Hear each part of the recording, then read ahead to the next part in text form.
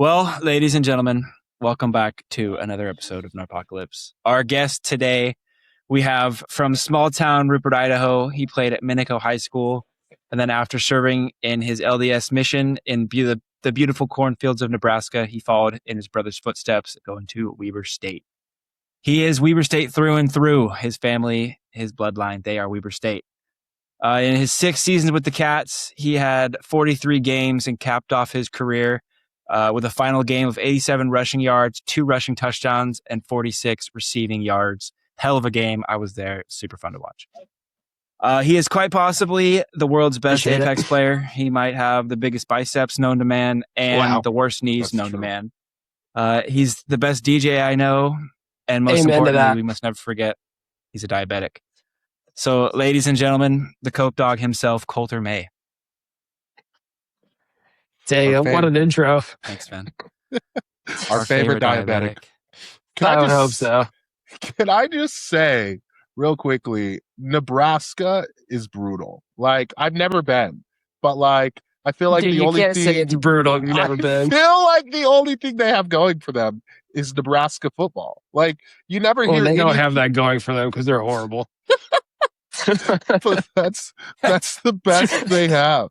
That's true. Like, dude, it's the same as Rexburg, man. It's the same as where you grew up. There's just no mountains and a little bit more corn, but same vibes, man. It's a good place. Yeah. We love ourselves some small towns. All 3 of us are from small towns. That's crazy. Very different small towns, but all very small towns. Yeah. That's fine. Wait, how big is Rexburg? I thought it was bigger. I mean, okay, with like the college kids, we're looking at about like, I don't know, probably 60,000. But then in the summer, it dips down to like, I want to say 25, 30,000. Brother, mine had 3,500. Right. Yeah, that's me and Harper on the right, but like, this has always been a college town, and will continue to be a college town. So my numbers are a little inflated, but like, Rexburg is not a big town. Trust me.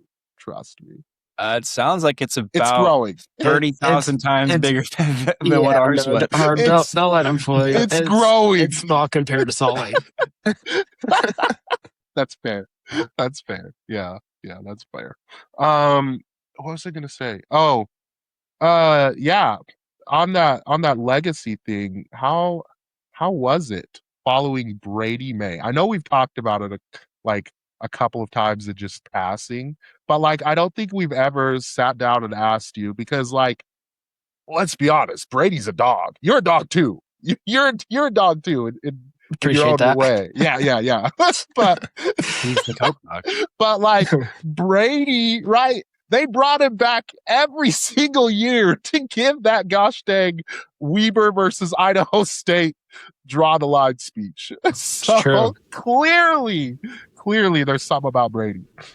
Yeah. Nah, dude, it was hard. Or it was different for sure. I mean, like, you guys know this, and like you said, we've talked about it a couple of times, but when I came out of high school, I really only could walk on to Idaho State and Weber. And I mean, I wanted to go to Weber probably. I mean, like we've talked about, Brady played there for 4 seasons. So I went to damn near every game, knew all the coaches, knew a bunch of players that, were Brady's friends. But I didn't like that when I went there, I was referred to as, Brady's little brother or little May. Like, if it wasn't for that one thing, I would have walked on there in a heartbeat right out of high school. But because of that, I went to Idaho State, and Idaho State wasn't as good of a team. And I mean, clearly, especially back then when they promised, playing right away. And, out of high school, I was a big special teams guy, and they're like, hey, you can return punts, you can return kicks as a freshman. And, that was obviously a couple pounds ago too. But just from those things, I was like, okay, I'm all about it. And then got home from my mission, and Idaho State had got even worse. We were arguably even better. They had won 3 Big Sky championships at the time, and it kind of worked out in a way that I ended up going there because Idaho State was unresponsive. And Coach Hill called me and said, hey, we have 1 spot. Like, tell me if you're coming right now or not. And I was like, well, all right, looks like I'm doing it.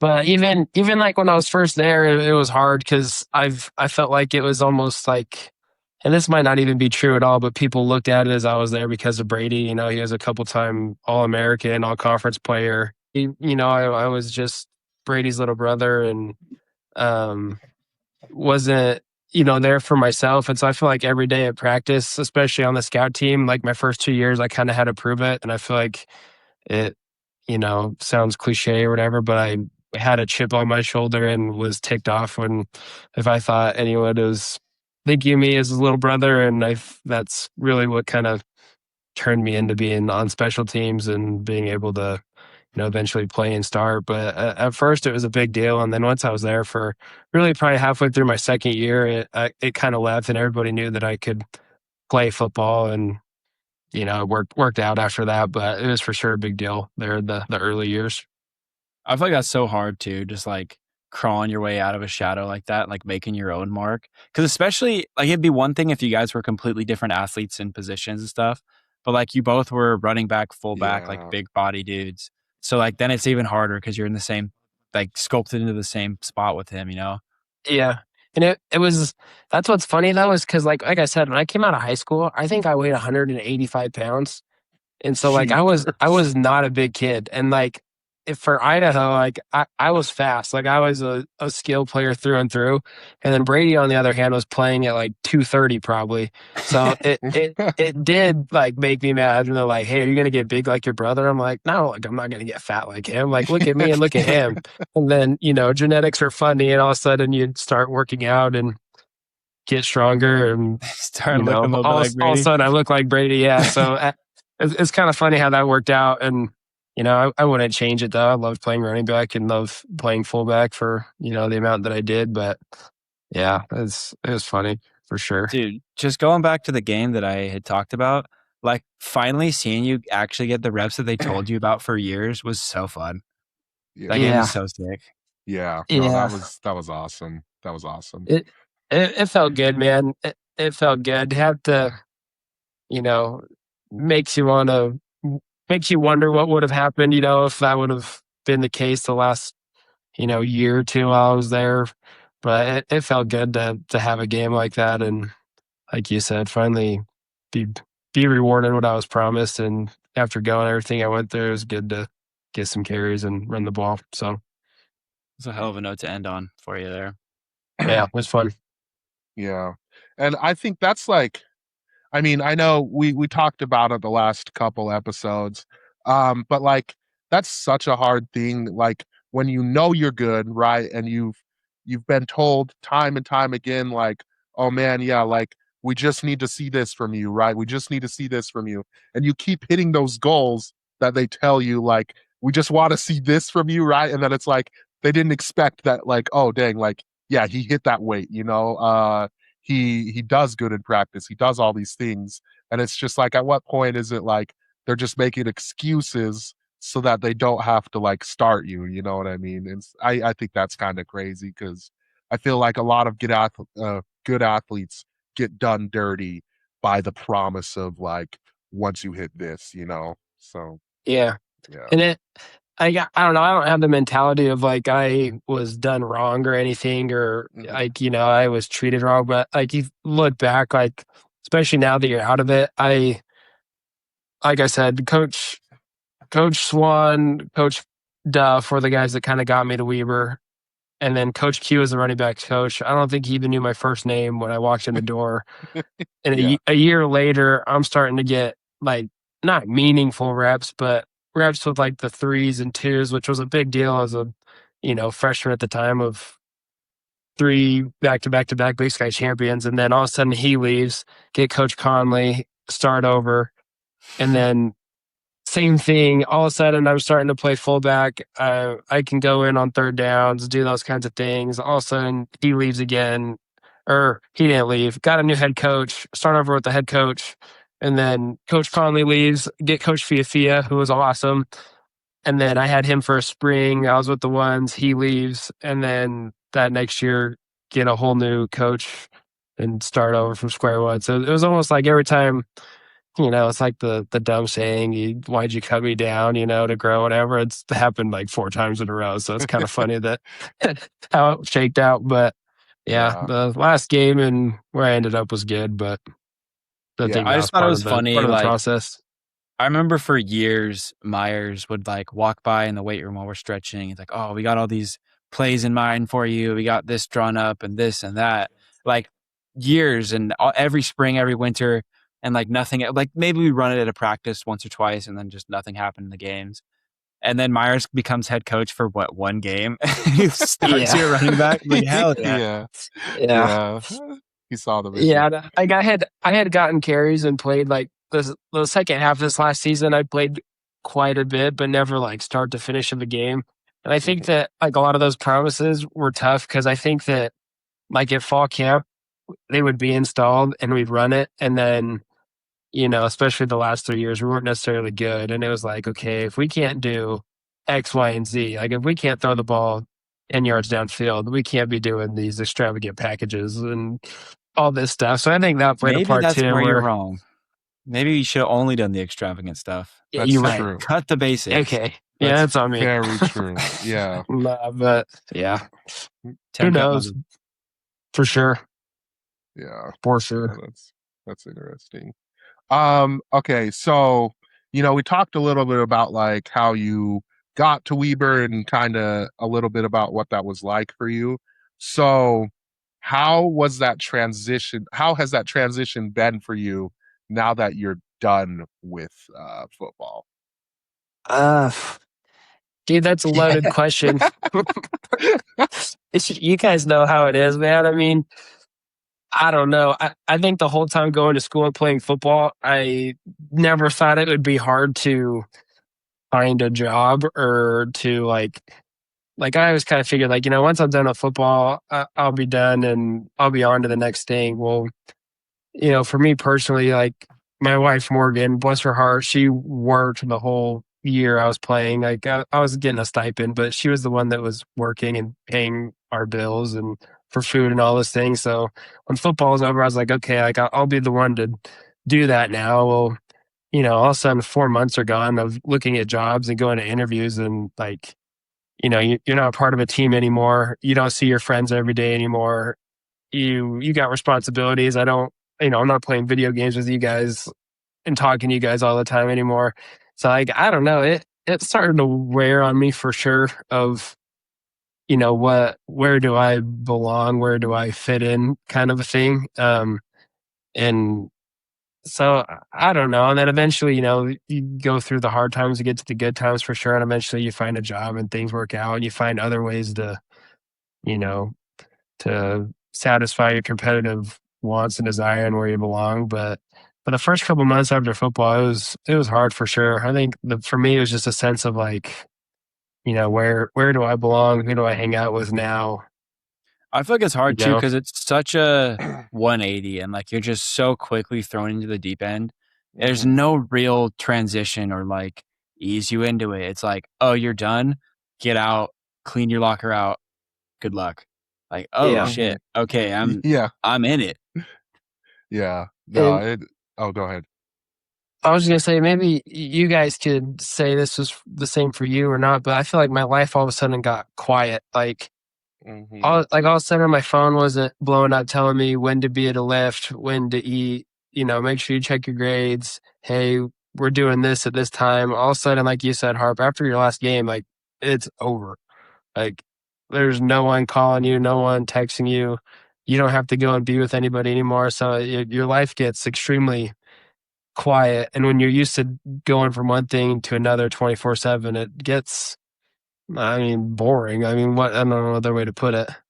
I feel like it's kind of nice at first. Like it depends on how you look at it. Cause like for Creighton, he was talking about how he took the time to just like do what he wanted for a little bit, which for sure is nice to have that freedom and not have the stress of, oh, this is your check-in time. This is you got to go to a meeting. You got to go 5 a.m. lift. You got to go drug test, whatever it is. It's like, oh, I don't have to worry about my phone. I don't have to wake up in the middle of the night stressing that I missed a meeting or like I can just breathe and sleep and travel and do what I want. But then there's the reality of, okay, I do have to figure out what's going on, pay the bills, provide for my family, whatever it is you got. Like there's such a just like an abrupt, no matter how long you put it off, like it's coming, you know? It's coming. Yeah. Yeah.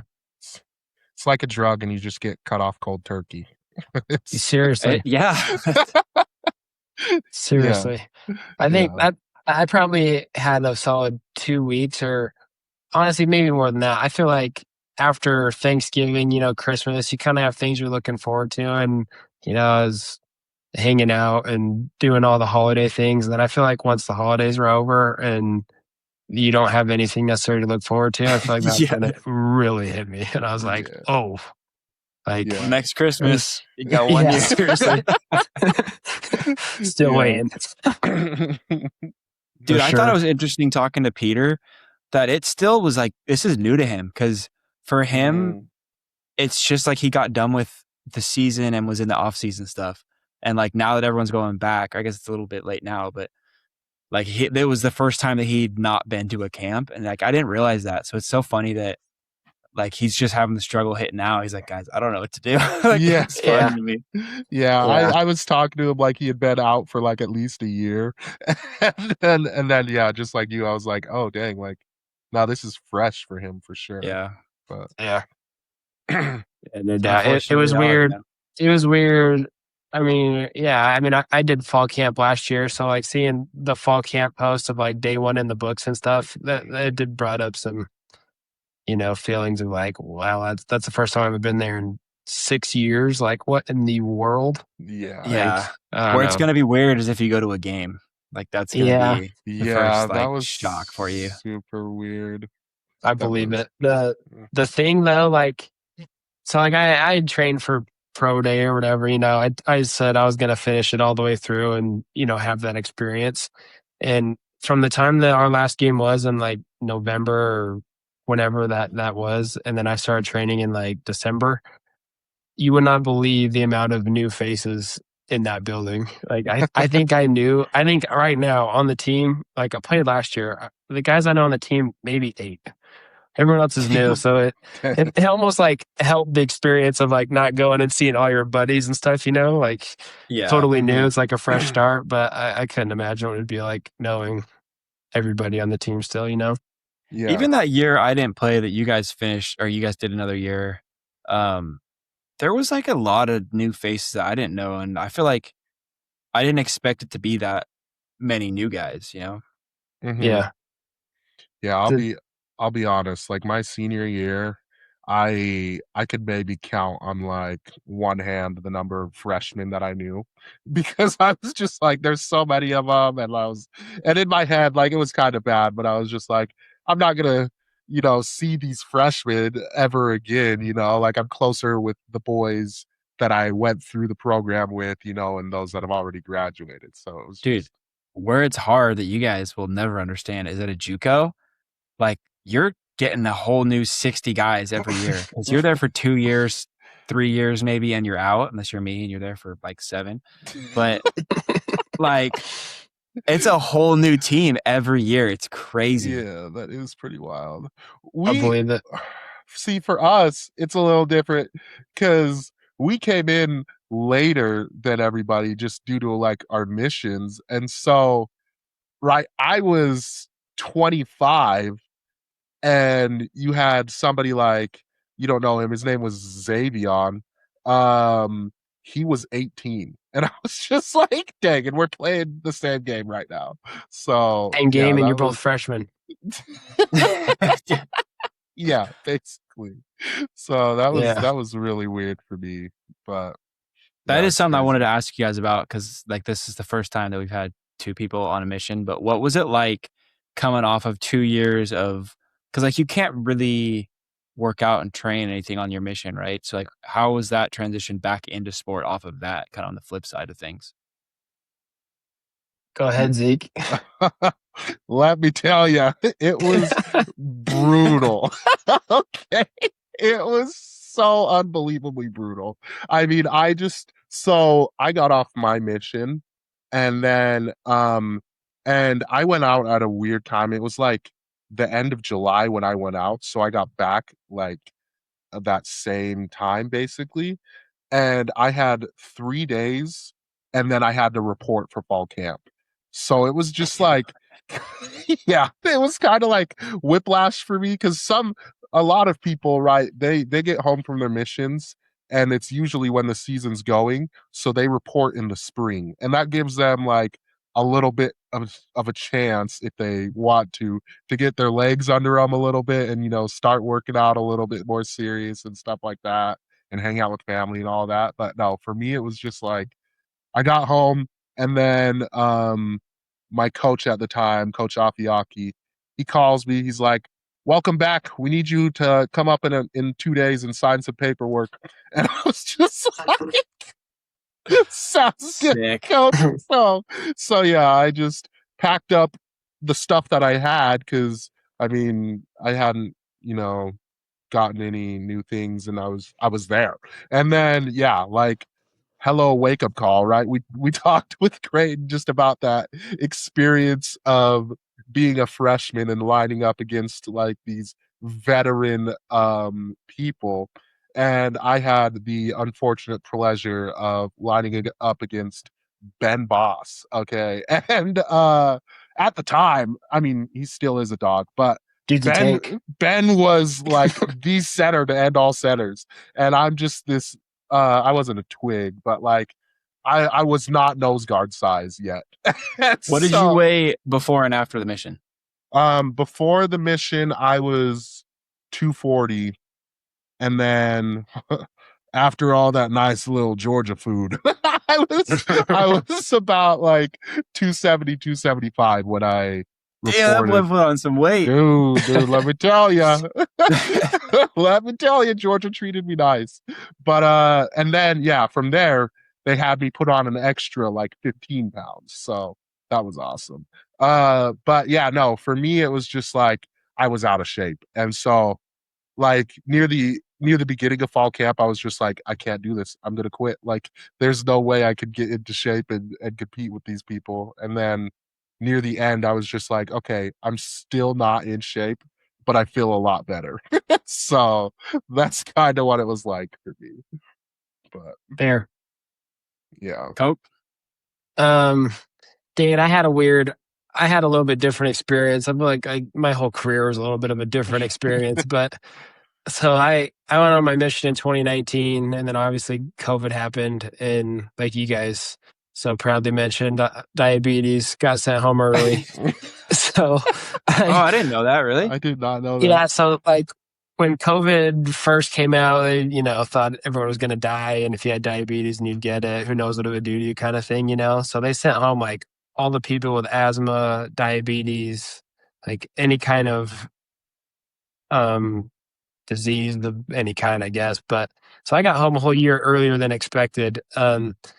And so I got home in the spring, and like I worked out, and like luckily my brother was home for a lot of it, so we would work out together. But like you guys know, like working out by yourself versus going and working out with a football team is like two different animals. Yeah. But I got lucky that, like I mentioned, I was special with diabetes, and I got to work out in the special group with the one other kid that had sickle cell, because like if they thought we got sick, we would be dead. Yeah. So it was literally me and this kid named Jacoby, and we're the only ones in this workout. That's every crazy, day actually. for like 2 months. So like it was good because I don't think I could see how bad of shape I was in, because luckily I think the other guy was in maybe even worse shape than I was somehow. But it came me like probably a month and a half to like get acclimated and show up for the first time as a whole team and not be barfing, like I was okay. So, but it was rough, I remember working out and going home to our lovely house that we lived in at the time that was spotless, and laying in bed for like hours, just like not knowing what to do, not knowing what to eat, how much to drink, like just like being like dead. Like having to figure out how to be a college athlete. But yeah, fun stuff. Mm-hmm. Were you like relieved, or were you like kind of mad or like upset or anything that you had to go home early? Dude, I got a call early, like a random morning. Don't remember what day it was. Got a call. Like I think I was about to hop in the shower, and like my companion answered it, and he's like, "Hey, I get some mission presidents for you." And you're kind of like, "Oh, like shoot, what's going on?" Answer. He's like, blah blah blah. For that reason, we got to send you home. And I remember I went in the shower and I was like pretty bummed, and I was like, man, like what's going on? And then I walked out of the shower and realized that I got to go pack my bag and go home like in 24 hours. And I was like, no, this is pretty cool. I was sad for all of maybe 10 minutes max. And then I was like, I'm going to, go home and hang out with my family in 2 days. It's all right. Yeah. So No, and that's totally fair. Like we call, at least in my mission, we called like from 1 year to 18 months. It was like the blackout section, because that's when people just like forget you exist back home. They stop emailing you, they stop sending you letters and stuff like that, and you're just kind of invisible. And then at 18 months, they're like, oh my gosh, he's coming home in like 6 months. You're almost and home. So yeah, so, and they like you're like, hey, welcome went back. by so fast. Yeah. So it's really At least funny. you didn't have to do like Zoom mission though. You know what I mean? Because I remember talking to Malia, she used to be my neighbor. I forget her last name. She married one of the dudes we played Jagger. with. Yeah. Yeah. She had to do her like entire mission through Zoom. Like that is the worst way you could possibly do that. I couldn't have done it, dude. Yeah, I'm not built for that. There's no way. Kudos to them. But yeah. Don't know how that's possible. That's crazy. Yeah, I totally forgot that you had to be like segregated, I guess is the right word. But there's no other way of putting it, dude. I was segregated. I couldn't. There was like 4 lifting groups because there's only like groups of 20 or something like that. And I remember I couldn't go into the building while they were in there. I didn't know who my teammates were. If I didn't live with like Zeke and Hayes and Davis, I wouldn't have known a single soul. And and I think we worked out at noon. So like everyone else would work out and I'd show up and it's 100 degrees outside and we're running hills just by myself. I'm like, what are we doing? No, that's brutal. That's terrible. And it was wild. Yeah. They also made us, like when we started practicing, they made us wear these plastic visors. Like over the face mask? Over the face mask. Oh, that's so bad. And they were all over the field by the end of practice because everybody was just ripping them off or just like, give me COVID. Like, what was funny is the guys that had the regular visors and then they had those on and like it was just like fog. Like they couldn't see. Yeah, there's no airflow. And after 2 practices, nobody had visors or nobody had. Dude, we used to have to wear our masks like out at practice. Because for a lot of the workouts and stuff, we didn't have helmets. And then when we got into spring ball, we would pad up and then it was like a little bit looser with that. Like you put it in your pocket or whatever. But it was like this, like regular cloth material. It was like 2 layers and you'd start sweating and it would literally like waterboard you. Like you could not breathe in the mask. It was so bad. That's brutal, dude. Terrible. And then, oh shoot, I forgot what I was going to say, like right as I was saying it. Oh, this is so frustrating. Anyways, but, I remember. Thank you. They would... They would have us come, so it was definitely pressure on Coach Hill from like the school, but because they wanted everybody vaccinated, and there was a stalwart group of us that were just like, nah, absolutely not, and they had us come in at 5 a.m. to get tested just a test every morning. Because I really think they were like, oh, if they have to wake up and come in at 5 and then back at 7, like it's gonna make them get angry enough that they're gonna get vaccinated. But no, I showed up defiantly every morning. Dude, I'll argue it made us stronger. Yeah. There was a group of like 20 of us that were boys because we all knew we were on the same wavelength. Yeah. We'd walk in, swab our nose, not say a word, and then leave. It was so funny. Dude, I What's remember when funny, I though- got there, I didn't even meet you guys for the first like 2 weeks because you guys were all quarantined like together. So I didn't know who any of you guys were for a while. dude. Yeah. What's funny though is I don't remember the rules, but do you remember if you got COVID, like you got sick, like you were immune for X amount of time? Mhm. So I Yeah. don't know. We might be arrested for saying this, but I remember making up like groups of us saying, "Oh yeah, I got tested, so I didn't have to get the shot, and I could get like a week vacation or whatever." So like Yeah. so you could either get sick or get the shot. And so when our like 3 months were coming up, we'd like send a picture of hey, I tested positive. Sorry, I'll be out for the week, and then you wouldn't have to go in and test at 5 a.m. for another 3 months. Yeah. Like, it's such a dumb loophole thing, dude. But No. pretty And then funny. they tried to break down the lifting groups a little bit as well. So like if you and your lifting partner, like you had a dedicated lifting partner the entire summer or whatever it was I can't remember if it was spring or summer. Anyways, regardless. So if your partner got COVID, then only you and your lifting partner were out for 2 weeks. But as it turned out, there was 5 of us in that house. And so if one of their partners got COVID and they were out for 2 weeks, Dude, that's that the means whole the thing. entire house was out for 2 But weeks. When due to you start contact. like tracing and everything, like everyone knows everybody. Like Yeah. everyone's got a Yeah. quarantine at that point. You knock out the guy that you lift with, but the other 80 people that went and touched the 50-pound dead dumbbell, like they don't have to go out. Just the guy that you sat next to, like.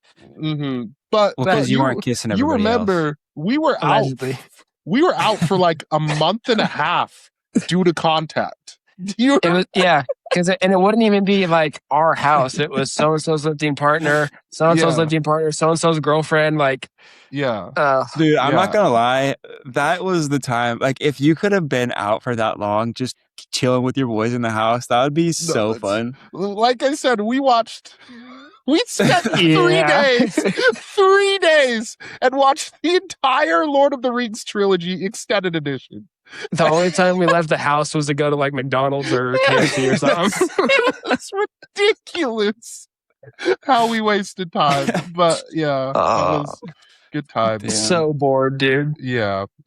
Love me I some remember, COVID. and Zeke, maybe you remember this, maybe you don't, but I remember there was one time we all got knocked out except for Mitchell. They never contacted Mitchell and told him he had to sit out. So Mitchell, who lived in our house, would still go and work out every day because they forgot to call him, forgot to text him, or nobody cared. I don't know, but it knocked everyone else out. Yeah. Did he not just say like, "Hey, the rest of my house has COVID" or whatever? I think he was sick of it, dude. Like Zeke said, it'd been like 3 weeks. Yeah. At some point, you got to go back and live. So it's, it was pretty funny, dude. So crazy. Yeah. Maybe it wasn't Mitchell. It may have been Davis. It was one of them, though. Pretty funny. I remember when it first got like announced that COVID was happening. Sorry, I know we're going way off, but anyways, when it first got announced that COVID was happening, right? You remember Coach Hill? He was such a non-believer, and he's just. I was out, or I wasn't a part of the team at that point. I joined right after that. Shoot. Okay, so it was like in the spring, and the first day we all hear about it, we're just like, oh man, like this is low-key concerning. And Coach Hill comes out and he's like, oh, I got COVID. He's like dancing around and making fun of it and stuff like that. And then I think we had like 5 practices and then we got completely shut down and he was pissed. And I was just like, yeah, that's fair. But it was so funny. It was funny. Dude, COVID was a crazy time for sports. No, it really was. Wild. I was just like, how do we recover from this? You know, I was just like, oh my gosh. And that led into literally to this day, I vividly just remember how long that next season was. Because that was the longest season ever. That was the hardest. Probably ever will be. Yeah. I hope so. I hope nobody else has to go through that. Yeah. Like everybody always asks the question about like, oh man, like I wish football could be year round and stuff like that. That was brutal. There's a reason it's not. Yeah, because we played that shortened season in the spring, right? And we were feeling high on life. Like we did good, everything like that. And then summer rolls around and it's just like we had the realization that we get no break and rolled straight through summer into fall camp again. And then like 2 fall camps. And so 2 fall camps and and That's then disgusting. yeah. And I remember showing up. Oh, go ahead. Oh, no, you're fine. You go first. I was saying, I just remember that spring season was my first season, and like I got on some special teams, whatever, and I, kind of played. And then, like you said, we had like a week off, and then we started running, and then fall camp and another season again. I remember going back for that season, being like, all right, year 2, like here we go, like I'm the man, everybody knows who I am. It was the same damn year, like it was the same situation. Nothing changed. It was 3 months ago we were playing football. Yeah. And I just remember it was the most bizarre time ever. I just remember it was like, well, I can't remember if it was the first or second game, but like we were all tired already going into that brand new season. And I just remember the moment I realized we were cooked, Josh Davis, Mr. Untouchable, fumbled the ball. Like I had never once seen him drop a ball in practice or anything. And we're playing like UC Davis. And the first play of the game, Josh Davis fumbles the ball. And I was just like, we're cooked. And then, the injuries just started piling on.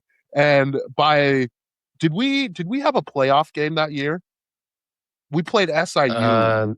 The spring season we did. That was during the spring, and then that fall season, I don't think we did. Oh, okay. Because I remember there was like a chance or something, but that final game, after it was over, everybody was just like, please, like we love winning, we love competing, but at the same time, I was just like, I don't know if I would have survived a postseason. No, it was so over. I think there was a chance like we could have made the playoffs. We were like right on the bubble, and then we lost to Portland State at home. Yeah, like after we were up by like 21, and it was that was a rough year. Yeah, dude, it's crazy how long some of the seasons are now. Still like going like if you go, I mean, even like FBS, I guess FCS is kind of long, but. Like you make playoffs, you go deep into that. Like you're playing a long ass season. Yeah. I was just thinking that because I'm like, national championship, right? Rolls into, is it February or is it the end of January? It's like right at the end of January if it's not February. Yeah, but they give you like 2 weeks now or something like that before the playoffs, which for FBS, which doesn't make sense. Yeah, no. But then I'm just like, you win the Natty, and then it's like, well, spring ball time. Like, geez. Really? They got to give you like a month off or something. Right. Like, I feel like if you make it that far, they have to. Well, don't you remember like when we would start winter conditioning, whatever month that is? I remember like we would have like 2 weeks of winter conditioning, and then you'd be like, hey, Monday night, like we're watching the Natty at Coach So-and-so's house. But that was from the season that you just played, already had a break, and started conditioning again. Like those guys are still playing. Yeah, no, that's ridiculous. But kudos to them. Kudos to them. Yeah. I want to touch on before we start spiraling and get on anything else. Nice. I know I mentioned earlier like your knee was an issue. So like you had hella injuries and surgeries and everything. Like just kind of touch on like how that played into your career, your mindset, like if it helped or made anything worse, like with the transition after, because you've dealt with times of just watching or anything, Yeah. Oh no, that's a good question. It was 2022, tore my ACL meniscus in a game against Portland. Get it fixed, no big deal. Don't play the rest of that season, obviously. And then that summer was the year that Coach Hill had left. Coach Mental had put me on scholarship, and that was the start of the, hey, we need you to step up kind of talks, So my expectations were going like this of, I'm going to start contributing and stuff a lot more. And then my body started to go like this. And I tore my meniscus again early in the summer.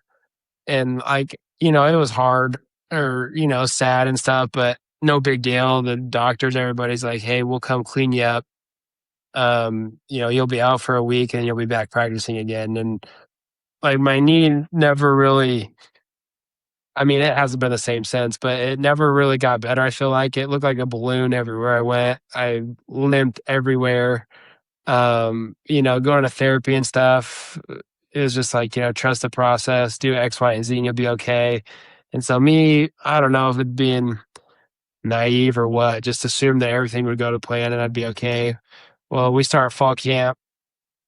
And I remember it was like the second or third day of practice, and I had just ran a play. I was just in like for maybe 2 plays in a row, and I came off to the sideline, and I went to take a knee, and I couldn't bend my knee.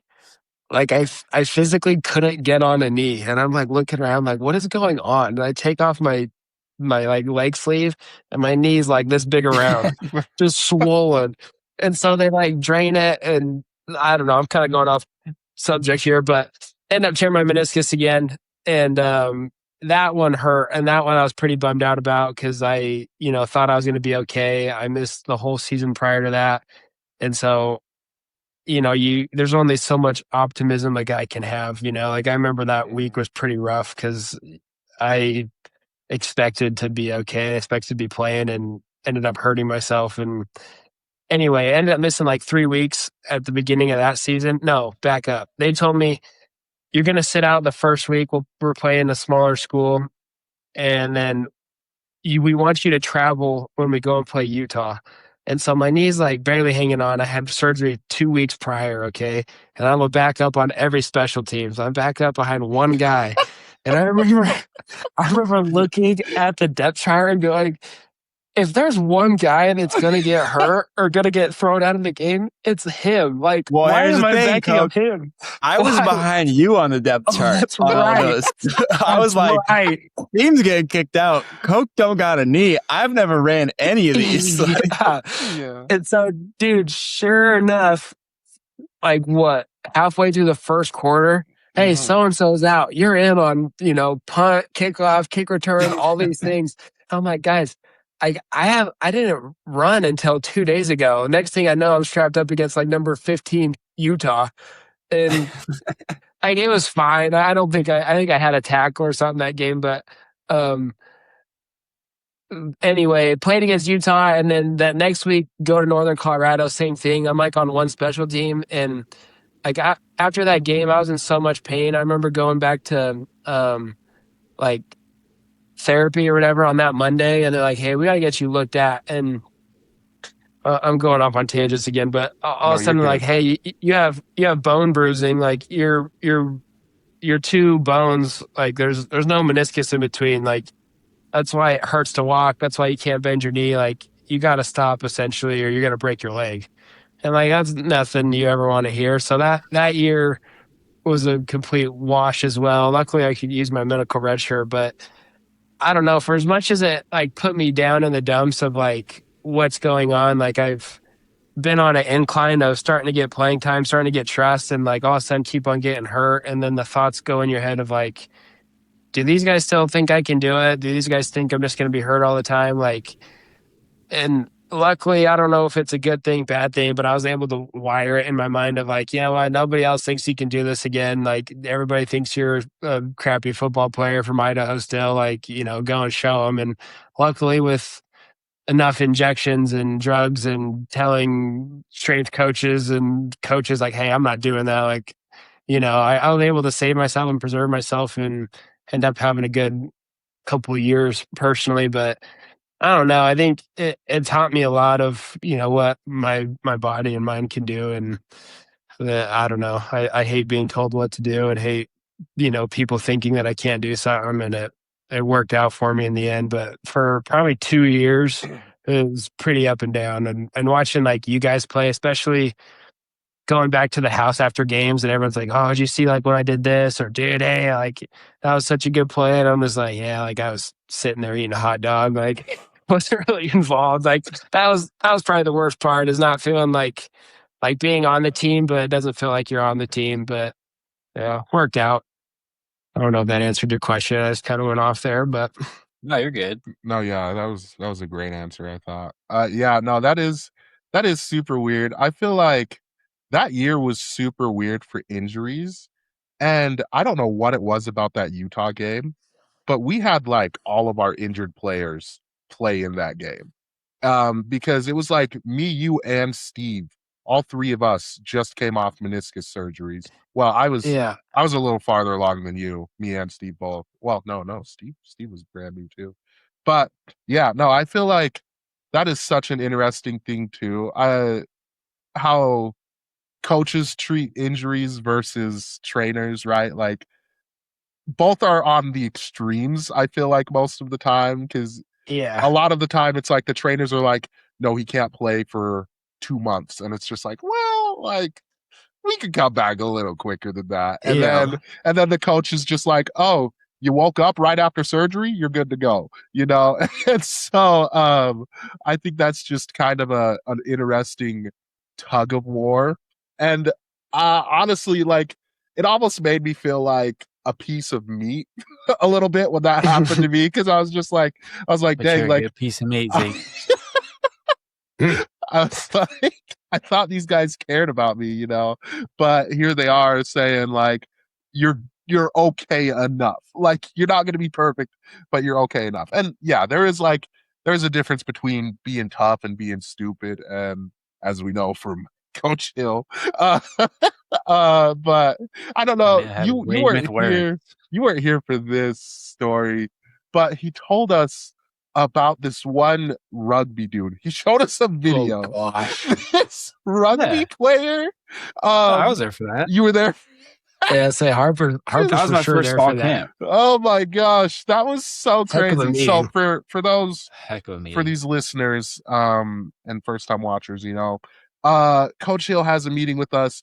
He's a very motivational speaker, right?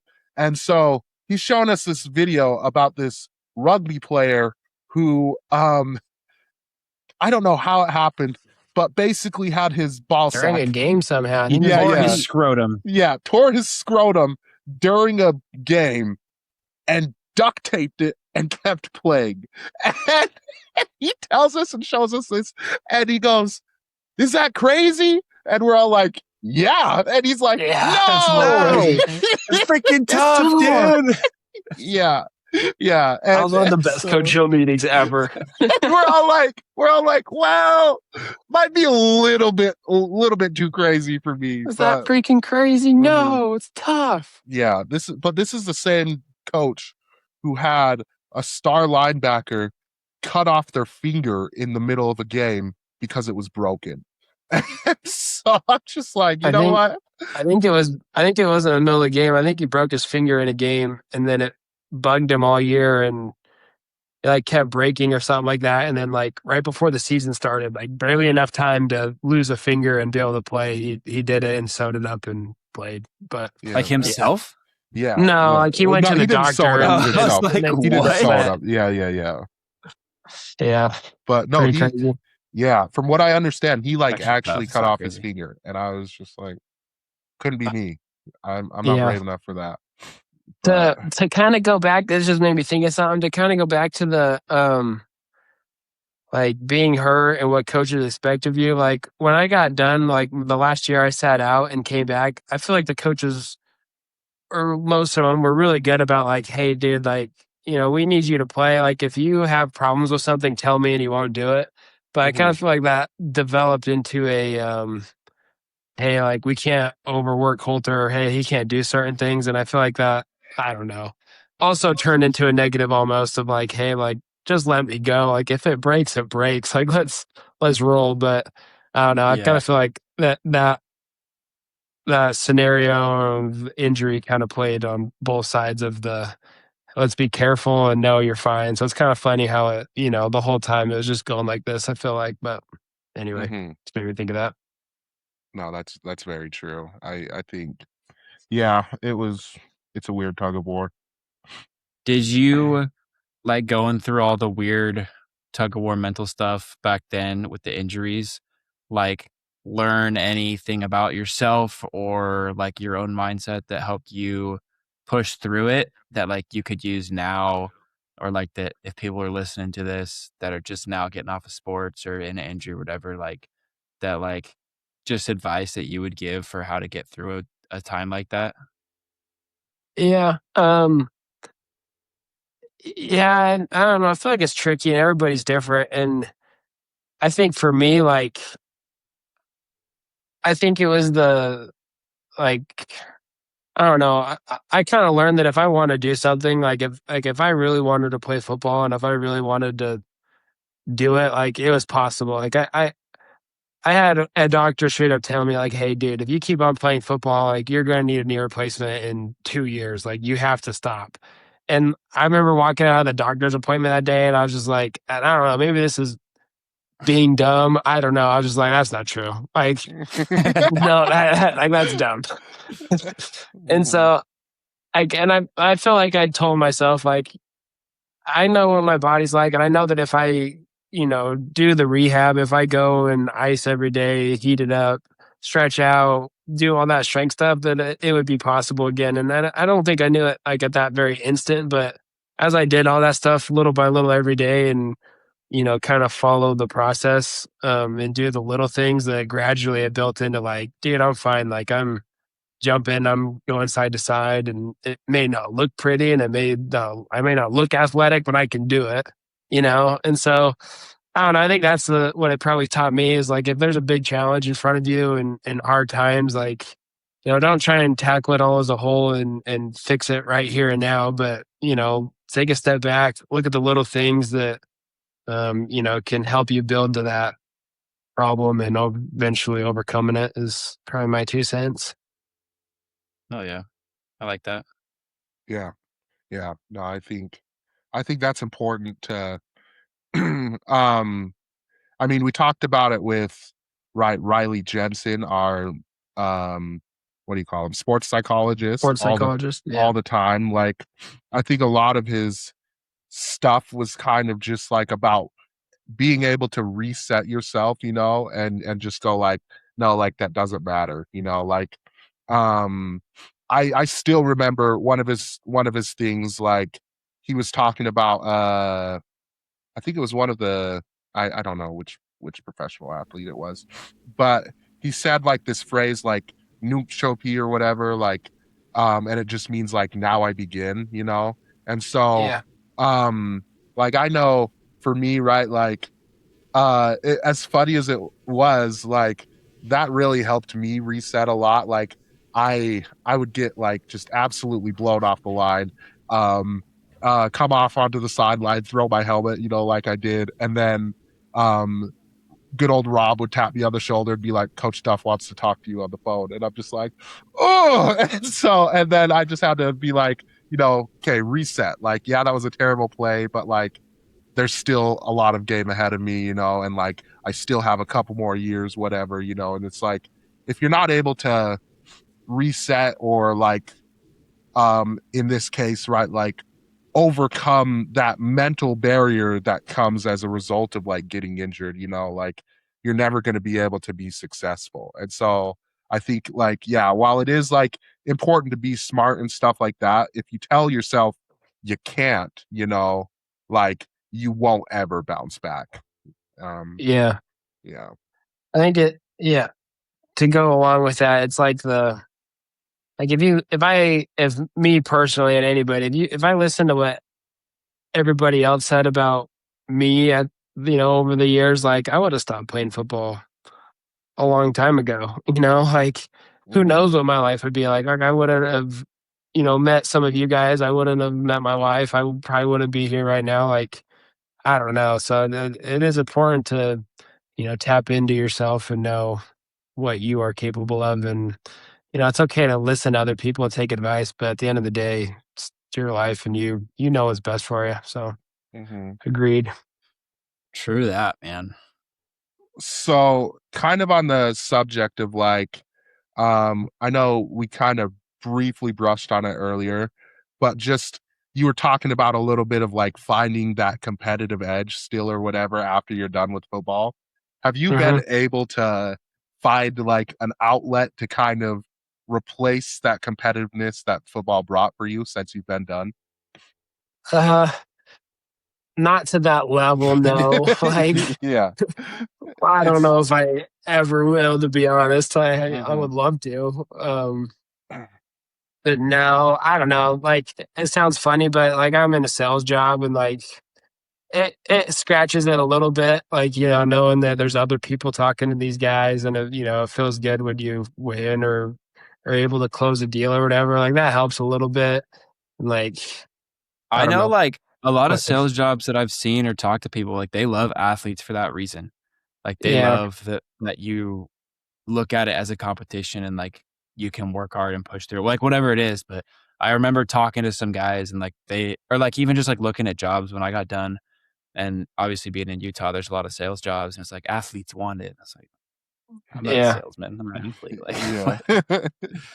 And I think it's because like you can, it's like up to you, right? Like I'm on I guess salary plus commission, so I'm like, I know I'm going to get X amount, but like if I, you know, compete with myself every day, like, I can earn as much as I want. And so I think that's where a lot of it is a lot of the competitive itch or whatever you want to call it. Like I'm able to get it from that, is being like, hey, I did good last week, but like I can do better this week, or I got these 4 deals going on. I want to compete with myself and get them closed, and have a new PR or whatever. But that helps for sure. Um, yeah, I think that's part of the or why the sales job does that what are for you me. selling now? Dude, you guys would think it's boring. Is it still Dude, dumpsters? no, luckily that's a story for another day, boys. that Yeah. didn't end well. um, dude, I sell like, so we're a millwrights company, so like grain bins, elevators, augers, basically any kind of equipment that a flour mill would use or food processing place would use, I can get it for you. So That's the most freaking Rupert, Idaho thank thing you. I've ever heard. I'll take Yeah. that as I a love compliment. I love it. Nah, it's cool. It's cool because I don't have to just talk to the same kind of people every day. Like, I don't know. I went to the places where they make Fat Boy ice cream the other day and try to sell them stuff, like That's sick. just Oh yeah. random things. But yeah, it's good so far. I've only been there for a couple months, but I like it. I like that I can go out and talk to people. But yeah, pretty random. Yeah. No, that's fun at Kind of sick. least. Um, and I know you have like your football camp that you do with Brady and everything like that. Are you still doing that?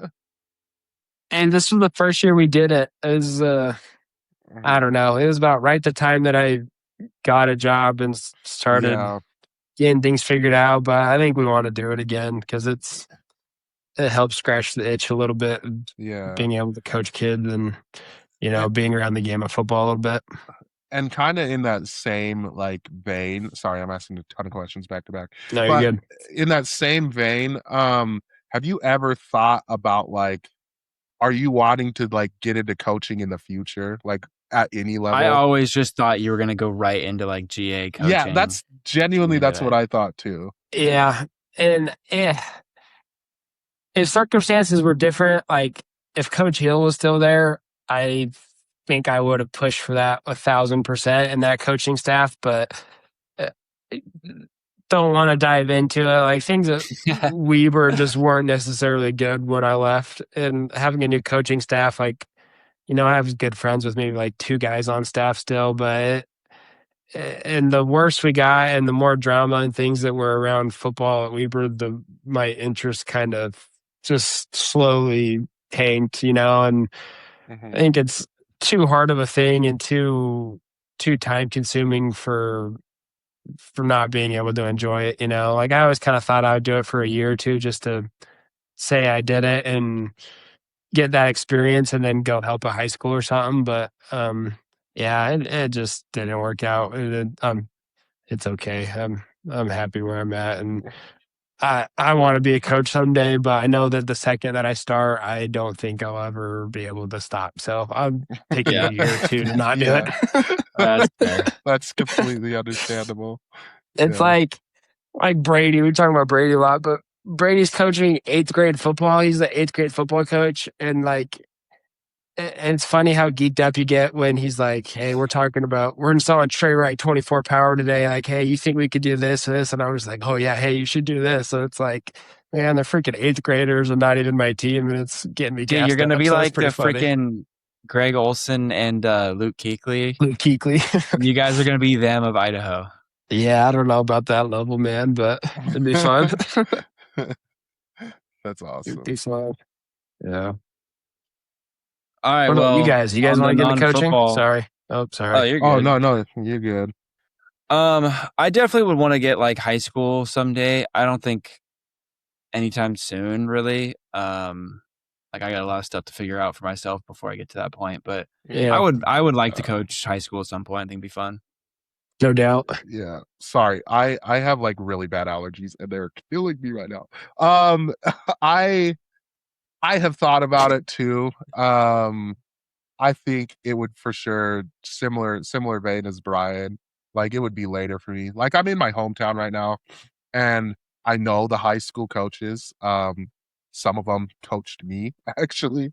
But but I'm just like now's just not the right time for me. But I think in the future it would be fun to coach at a high school level. Yeah, I agree, 1000%. Yeah. A lot of the coaches at my high school right now are people that I played with in high school, and so like I think that'd be kind of cool. That would be cool. That would be fun. I'm not Yeah. moving to my hometown yet. Like let's be clear there. Yeah. Fair. I'm not at that point in life, but Thanks, Matt. Thanks. hey, it's coming up quick though for me. Let's be honest with you. Have you seen the new Spider-Man yet? No, I have. Do you have it, Art? This Bob. No. Yeah. Dude, that shocks me. Don't. If you say something right now, like I'm gonna lose my mind. $2 million. You're not a part of history, Brian. Yeah, what? Gosh dang it. I saw that you know, not that I had a cheat sheet or that maybe you guys wanted to talk about those things, but I was like, I'm asking about the new Spider-Man because I know that these two goonballs have seen the new Spider-Man. I have not. I was waiting because my sister was in town this weekend. I was like, oh, maybe we'll go see it, and then we didn't see it. So now I don't know. I got to figure out when I can see it. Seen it's it for twice. sure my number one of favorite Spider-Mans. Really? Yeah. Maybe the second or no, the third Tom Holland one and then this one. But yeah, for sure. Interesting. I thought it was Okay. fantastic. Interesting. Yeah. No, Waiting I for thought it Jake was to come back and argue with me. no. I thought it was really, really good. Like I love this movie, but I am just attached at like a molecular level to Andrew Garfield's Really? The Amazing Spider-Man movies. Yeah. I think those I thought you were going to say Tobey Maguire. Nah. He aight. See, But, I feel more nostalgic about Toby. Like if I see a clip from that movie, like it makes me feel like a kid again. Yeah, But like, I like that's fair. Andrew okay. as Spider-Man. I feel nostalgic about Toby, but like, you know, when Andrew Garfield's Spider-Man like lost Gwen, that shit's had me like jumping in my seat, like No, that's true. begging for her to be Dude. brought back to life. I didn't see Like, that one in theaters either. Oh my And I saw gosh. it, I don't know how long after, and I didn't know that happened. Like that somehow didn't get spoiled How? for me. Yeah, And that same like, I don't too. know. And I watched it like, I don't know, I'll say a year later, maybe not quite a year. Mhm. And I was like, there's no way they just did that. Like that was crazy that I Yeah. didn't get that spoiled for me. Yeah. Yeah. Nah, like I felt like Andrew Garfield's Spider-Man was probably the most comic accurate Spider-Man. Toby was just, you know, he's the flagship. He's the blueprint. But no, I love I'm gonna be Brand New honest. Day. Tony bugs me because every time I just think he's a weenie, and I know I'm gonna get hate for that. And No, it's nostalgic. I like him. That's the Spider-Mans I'm watching. But the other Dude, two it's are better. funny to look at like movies back then and like the superheroes. like the first time he gets his powers and he's like shirt off in the mirror and they're like, oh, he's this big superhero. Like that's just like an average looking dude now. Like now superheroes are juiced out of their Seriously. mind. Like they're Yeah. crazy. Yeah. Hey, If you like look at that- Wolverine, like in the first Yeah. Wolverine movie versus now, like it's Mhm. insane the difference. Yeah. Even Deadpool versus Wolverine, he was That's what I'm saying. jacked. I was like, dang, brother. But yeah, no. Brand new Body day. inflation's real, dude. Yeah. Brand new Fact. day is awesome. You're a bum for not watching it yet. I'll see it eventually. Yeah. Okay, then here's a topic we can all relate to. Have you guys added any weird songs to Peter's wedding playlist? Dude, I haven't added any, to be honest. I haven't added anything, but did you guys see my post today on Instagram? I don't think I've seen it yet. I was Okay, because that yeah. song is the greatest song I've ever heard in my life. Look up Maximum Yodel, Oh. and I'm gonna put that on the playlist, dude. Okay. Yeah. I can't wait. I requested Heads Will Roll and King Kunta. Those were the two that I added to his playlist. But I was planning it looking at his playlist and whatever songs Dude, that there's- aren't on there from Night at the Roxbury, just go ahead and throw oh them on my there gosh, because probably I get hate off. that I feel like movie. we listened to that soundtrack, at least when I was playing music, quite frequently when we were all at the house. A lot. Yeah. Dude, it was yeah. such a vibe, though. Dude, it's awesome. No, you, Yeah. I love it. It's We like would just be like sitting there and like, just like out of nowhere, you just put it on and we're just all kind of, Mhm. just kind of start vibing the rest of the night. Yeah, Yeah. our karaoke nights were legendary. That's for sure. Yeah, no, They were. I looked at Peter's playlist, and bro's got like 2 days worth of songs on there. So I'm like, wow, people have just It's been gonna be a long wedding, dude. yeah, it's gonna be Going to be there bender. for like 3 or 4 days, so we'll just have it on repeat. Absolutely, Nonstop. absolutely. Or it'll just be Zach Bryan and Noah Khan on repeat. Facts. Yeah, love those artists though. Yeah, so that'll be good. That'll be good. Well, Colter, thank you so much for joining us with our podcast. It was fun getting to talk to you again. Can't wait to see you in September, bro. It's gonna be fun. It's gonna be fun. I'm ecstatic. Appreciate reaching out, and yeah, we need to talk or play video games or do something more because I enjoy talking to you guys. Absolutely, absolutely. Okay. Oh yeah, man. Well, love you, boys. We'll be in touch. All right, brothers. Love you, See ya. fellas.